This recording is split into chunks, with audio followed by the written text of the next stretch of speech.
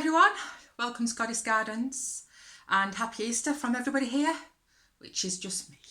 But that's fine, going into the 4th week now of lockdown, finding my way. This week was a lot better than the week before. So everybody's getting into their own routine now, aren't they? Which is good. We'll all get a really big shock when this is over and we all have to go back to work, but there you go. So no arguments on Twitter this week, because I've not been on social media as much as I was the week before, which helps. And that's the way I like it. You don't want any drama. There's always drama on Twitter. Not so much on Facebook, but Twitter there's always drama. So it's like I've kept off it. I'm not going to say as much as I'd like to, because obviously we've got too much time in our hands. But I got an email from the travel company I was going to go to Ibiza with next month, and that is officially cancelled, which I knew at the back of my mind it would be, but still in black and white. So all those older people that, you know, they're going to miss out this year, like pointing at me in the restaurant, you know, she's on her own, on her own, hiya, you know, they're all going to miss out on that, because I don't think it's going to happen this year. Might be wrong, but the way things are going, it's not looking like people will want to travel, to be honest. So hopefully we'll see where that leads later on in the year. I'm holding out for October. I am holding out for October. Keeping my fingers crossed about that. But because I've got a birthday coming up while I'm in lockdown, the kids have asked me what I want. And I did find, I just said the usual anything, which is no good to anybody, is it? Anything. That tells you nothing. If somebody says that to me, you know, just get me anything, I think, oh, for God's sake, just tell me what you want. So I know it must be annoying for them as well. But I did find that Debbie Harry is going to be at the Bridgewater Hall in Manchester in November doing an In Conversation. So obviously not singing. I wouldn't have gone to see her if she was singing, because I know I'd have been disappointed. She's getting on now. But Debbie Harry, she's not going to be on her own at this thing. She's with their partner in crime when they're in Blondie, Chris Stein. So that'll be interesting, because I'm sure they'll have lots of stories to tell, because a lot of stuff happened to them when they're in Blondie. They lost a lot of their money with a manager they had. But I remember the first time I saw Debbie Harry on Top of the Pops. I thought, who the hell is that? She come on and she was wearing like this red and white swimsuit with just an oversized black jacket, singing Dinny Dinny, and I was like, oh my God, she's just fabulous. And she was, and she is, she still is. It's Debbie Harry. She's just, you know, it's Debbie Harry. So there's going to be a question and answer after. And somebody said, oh, have you got any questions? But nobody's going to ask me for any questions. I'm sat right at the back somewhere.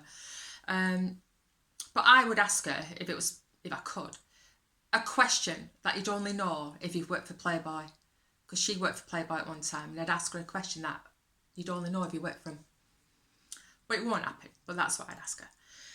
But yeah, before Debbie Harry, I used to be mad on Rod Stewart.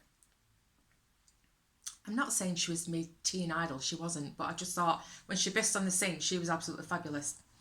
So I used to share a bedroom with my sister, and she had Donny Osmond posters and the Osmonds on her side of the wall, and I had Rod Stewart.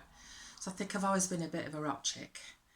And then I started going to Wigan Casino when I was 16. And yesterday, Easter Sunday, I should have gone to an all-dayer, you know, going back to and seeing people I used to go to Wigan with, which was 45 years ago. It's just bizarre.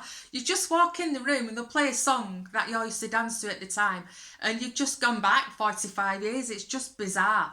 But obviously, yesterday didn't happen because of the circumstances we're in. But yeah, I used to be a massive fan of Rod Stewart. And then I got onto Northern Soul, and then, which I absolutely still love. And then, but Debbie Harry was just such a style icon for me as well. And I remember when she brought out that video, Rapture, it just inspired me to wear shorts the whole summer. Everywhere I went, you know, nights out, everything, shorts. I just loved it. So I'm really, really looking forward to that, because I know they'll have, I'm hoping they've got lots of stories to tell, which I'm sure they have. I'm sure they have. So yeah, that's something. You've got to have something to look forward to. That's November. So hopefully that will, you know, we're still in a position where, or we will be in a position where we're going out and doing stuff. But obviously the news is all this coronavirus, because that's all that's in the news. That's all there is that's going on. And I don't know about you, but I was just a bit sick of seeing that Linda Lusardi thing. And I know a lot of people don't even know who she is.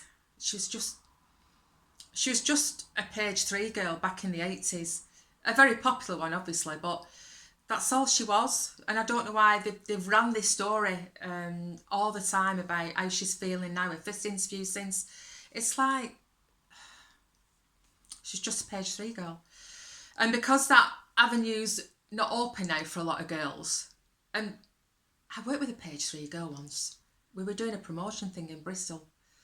What year was it? 79, 80. They didn't get paid that much, you know. They really didn't get paid that much. And the girl I was working with was called Tina. And she'd won that year Best Newcomer of the Year, page 3 in The Sun.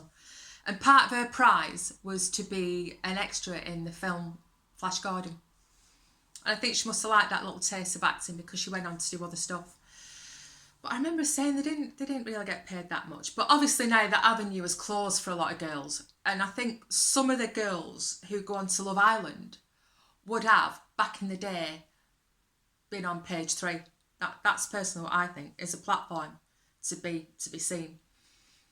I'm not saying they all would, not by any chance, but I think a few would have used that platform back in the day. But obviously it's not relevant now. And that's really all Lucy. I mean, I do like Linda Lusardi. I think she looks absolutely fantastic for her age. But I just didn't understand why they kept running this story about her all week. But anyway, there we are. So that really is where we are up to now. Another week. Another week coming up in lockdown. Probably the week after that. So, on that note, I'll see you soon.